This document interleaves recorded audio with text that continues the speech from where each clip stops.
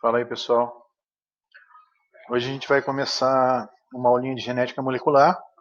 A gente vai dividir essa aula em dois momentos para facilitar que vocês compreendam legal essa parte, tá? Esse primeiro momento a gente vai falar principalmente a diferença entre DNA e o RNA.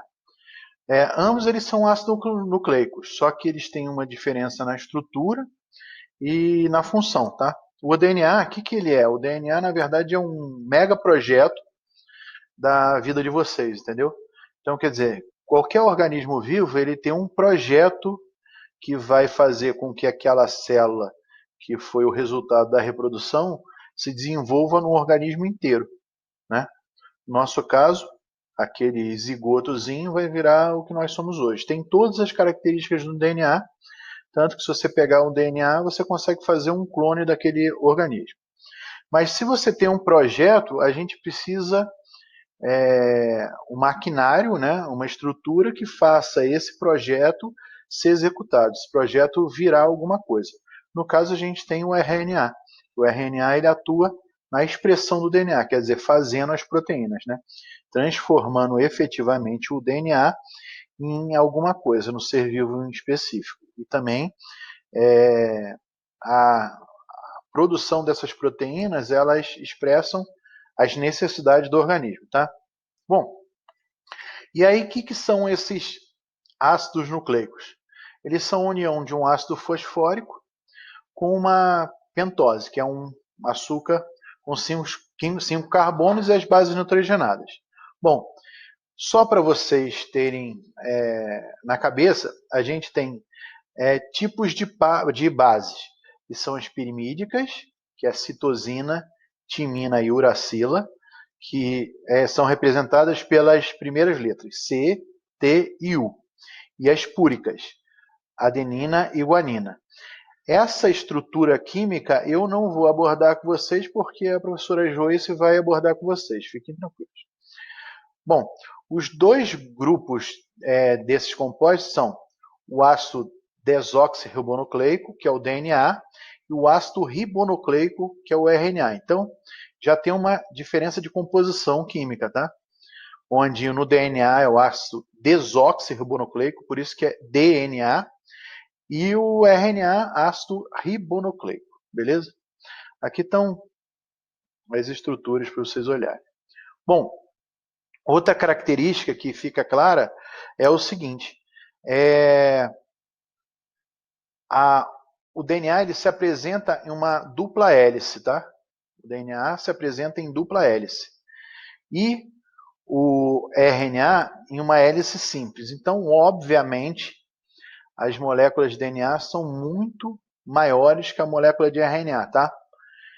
E aí acontece o seguinte: existe uma característica que é bem importante que vocês guardem, que vocês, vai ser essencial que vocês guardem daqui para frente. No RNA, você vai ter a uracila no lugar da timina, tá? Então, no DNA é o T e no RNA U. A gente vai ver isso mais na frente, entendeu?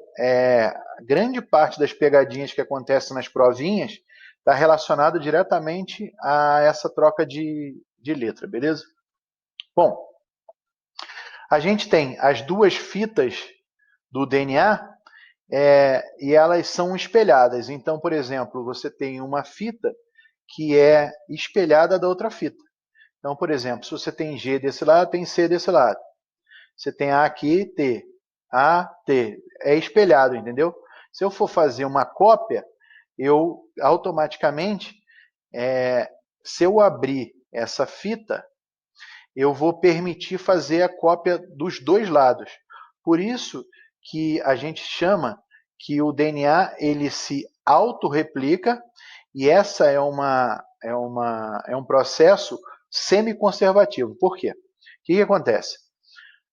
A molécula do DNA abre-se, tá? E ela vai sendo duplicada dos dois lados. Então, o que acontece? As células filhas, elas carregam metade do DNA da mãe, entendeu? Então, ela uma cadeia, uma hélice de DNA, um DNA, ele dá origem a 2 DNAs, sendo que a metade de cada um é exatamente o DNA inicial, tá? E aqui de novo, ó, a adenina se liga com a timina e a guanina se liga com a citosina.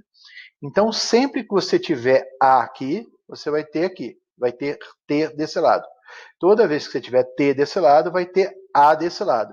Tá? Sempre o T liga com A e o G liga com C. Aqui é a desoxirribose, né? Porque é o DNA. Então, voltando, para vocês decorarem isso. A com T e C com G, tá? Ou G com C e T com A, tá? Eu botei desse jeito aqui para vocês lembrarem. Mais na frente a gente vai fazer exercíciozinho sobre isso, então fiquem tranquilos, tá? O que é importante é você lembrar que aqui é sempre T, nunca U. Não tem U, não tem uracila no DNA, beleza? Então vamos lá.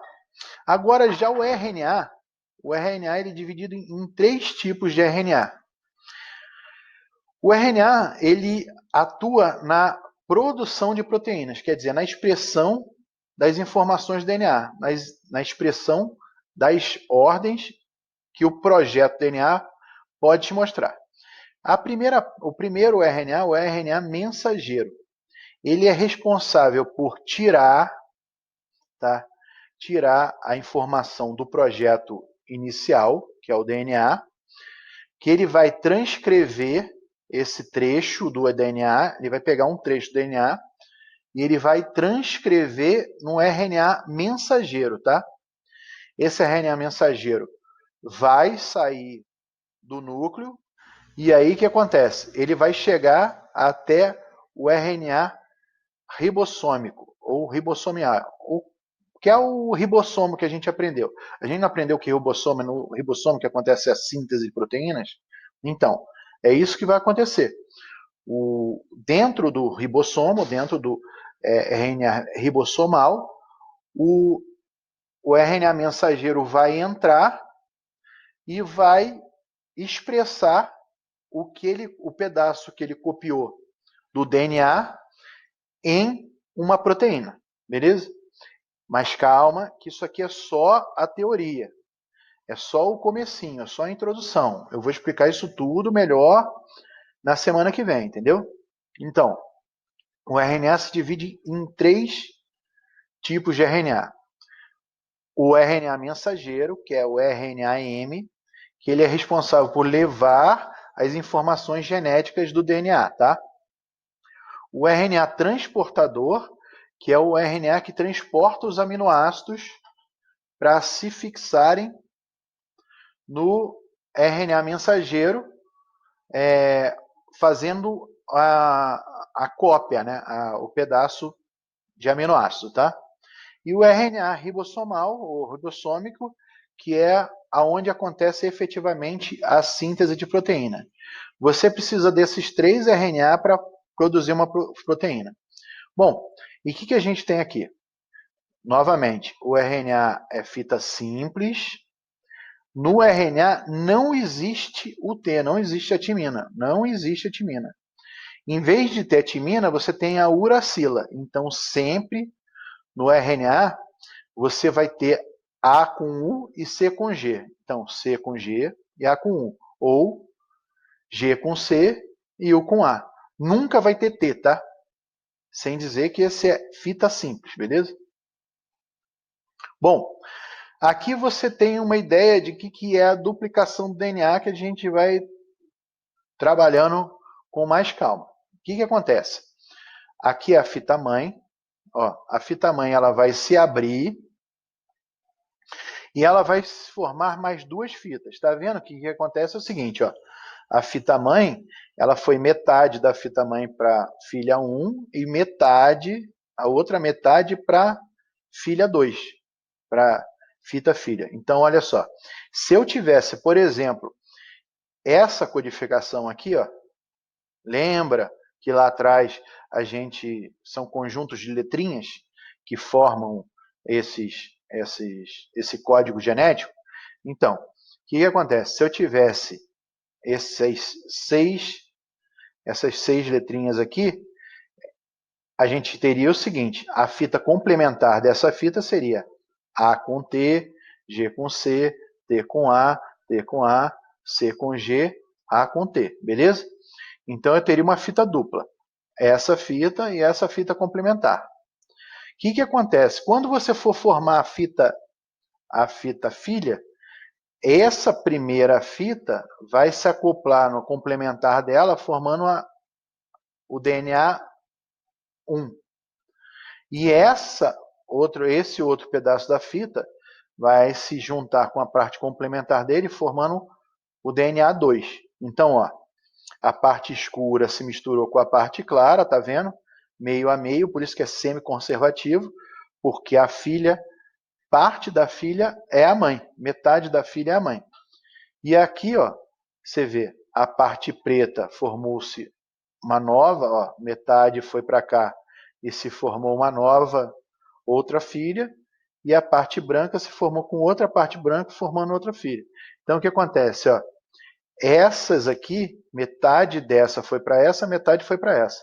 Metade foi para essa, metade foi para essa. Metade foi para essa e metade foi para essa. Então, sempre vai ser semi-conservativa, tá?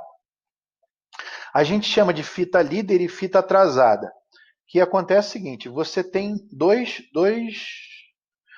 caminhos da fita, né? A fita que é a fita da esquerda e a fita da direita. A fita 3 linhas, 5 linhas, que é a fita principal, a chamada fita que vai dar origem à fita líder, ela, como é que chama? A complementar, ela vai entrando direto, entendeu? Ela vai se encaixando direto para formar a segunda fita. Essa não, essa vai acontecendo ao contrário, entendeu? Essa vai de 5 linhas para 3 linhas, aqui também, de 5 linhas para 3 linhas. Só que ela chama atrasada porque, em vez de ser direta assim, ela vai se encaixando, na verdade, nesse lado vai se encaixando em trechos. Só para vocês saberem por que chama dessa forma. Mas nada tão importante para vocês decorarem agora. Tá? E agora eu vou falar para vocês do código genético, que seria a parte mais importante. Você concorda que a gente tem o DNA, que é um projeto de vida, é um projeto para construir proteínas. E como que é esse projeto? A gente chama de código genético, que quer dizer o seguinte: cada trinca de nucleotídeos é responsável para a formação de um aminoácido, entendeu? Então, por exemplo, o RNA mensageiro, ele faz a transcrição do DNA e eles chamam-se códons. Cada trinca de nucleotídeo é chamado códon. Ele vai até o RNA ribossomal, né, onde o RNA-T vai trazer um anticódon. Então, imagina que você tem uma chave, essa chave são 3 nucleotídeos. Esses nucleotídeos têm os nucleotídeos que se encaixam nele. Lembra que a gente falou das letrinhas antes? Então, o que acontece? Ele tem o códon, e esse códon vai ligar-se a um anticódon que vai trazer com ele um aminoácido, tá? Então, o que acontece? Na teoria, se a gente fizesse uma análise combinatória, a gente tem várias opções, né? A gente tem várias opções de ligar A com... No primeiro, CA, A e A, né? O segundo, CA, B e C. Isso é análise A, B e C é brincadeira. A, U e C, por exemplo. Então, quer dizer, você tem análise combinatória que é 4, 4 e 4. Se eu fosse fazer essa análise combinatória, eu teria 64 possíveis códons. Isso é questão de matemática, só para vocês terem uma noção. Então, o que acontece? Eu poderia, em combinações, se eu fizesse combinações dessas trincas, eu teria 64 possibilidades. Então, na teoria, eu teria 64 aminoácidos. Mas, na verdade, isso não acontece. a gente, na verdade, só existem 22 aminoácidos, tá? Por quê? A gente vai perceber que vai ter alguns códons que eles vão, 4 tipos de códon diferentes vão dar origem a apenas um aminoácido, entendeu? Ó, tá vendo esses casos aqui? Então, o que acontece? Alguns códons, alguns conjuntos de trincas, eles dão origem ao mesmo aminoácido, tá? E também a gente tem esses aminoácidos específicos aqui. Esses aqui, por exemplo, eles são códons de finalização. Ó, finalização. Então, o que acontece? O que é um códon de finalização? A proteína está sendo feita, só que é um trecho do DNA, entendeu? Aí o que acontece? Para você saber que aquela proteína acabou, ele tem um códon que define que acabou, sabe? E tem um códon que define quando ele vai iniciar, entendeu? Ó, que aqui, ó, é metionina start códon, tá vendo? Sempre ele vai iniciar com AUG. E aí ele pode terminar com o AA, o AG, o GA, beleza? Então, o que acontece? Isso aí a gente vai trabalhar com mais tranquilidade mais para frente, tá? O fato é que essa é a forma de você determinar quais que esses códons que dão origem a outros aminoácidos. Depois a gente vai fazer vários exercícios sobre isso para vocês não se perderem, tá? Esses aqui, ó, todos esses nomes são os nomes dos aminoácidos, tá? Os 22 aminoácidos que existem. Aqui eu botei, só para vocês terem uma noção, que o DNA ele transcreve o código do RNA mensageiro, que dentro do RNA ribossomal transforma, dá origem à proteína, beleza? Isso aqui, ó, que vai ser o que a gente vai trabalhar na próxima aula, para vocês entenderem, né? Mas agora é só para vocês terem uma noçãozinha. Esse aqui é o ribossomo, tá? Esse aqui é o RNA mensageiro e esse é o RNA transportador. Então, o RNA transportador, tá vendo? Ele faz a ligação do anticódon com o códon, tá vendo? A com U, C com G, C com G, tá?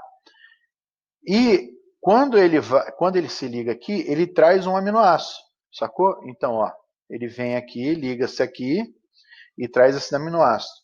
Aí ele anda para o lado e aí vai formando a cadeia de aminoácidos, entendeu? Ó, tá vendo?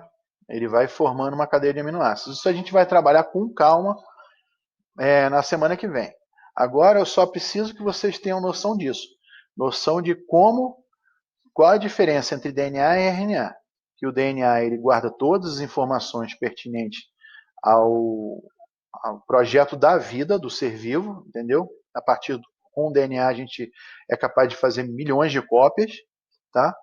E que o RNA é o executador, é o que transforma o projeto do DNA efetivamente em vida, entendeu? Então, é isso que a gente brinca. O genoma humano, ele já demorou bastante para acontecer, né? Mas o proteoma vai demorar muito mais. O que é o proteoma? Na verdade, é saber exatamente como todas essas proteínas e todas as enzimas e proteínas elas atuam para fazer com que o organismo exista do jeito que ele é, entendeu? Então, beleza. Então, só relembrando, DNA diferente de RNA, um relacionado à síntese proteica, outro armazenar as informações da vida, tá? Um grande abraço para vocês, falou aí e até mais.